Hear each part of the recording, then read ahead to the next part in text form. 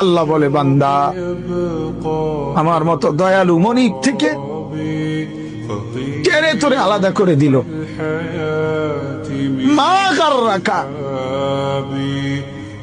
আরে বান্দা আমার থেকে কেন আলাদা হলি? আমি কি অপরাধ করেছি? সারাদিন আসমানে আলো দিয়ে আমি অন্যায় করছি? আজ আবার রাতের বেলা ঘুমের পরিবেশের জন্য অন্ধকার করে দিয়ে আমি অপরাধ করছি? মা গাররাকা, এই যুবক, তোমার কাছে তোমার মালিক অপরাধ কি করছে বল না বেটা,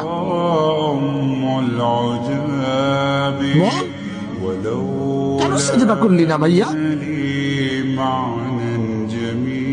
আল্লাহ তোমার কাছে কি অন্যায়টা করছে? কি অন্যায় কি না দিছে মালিক?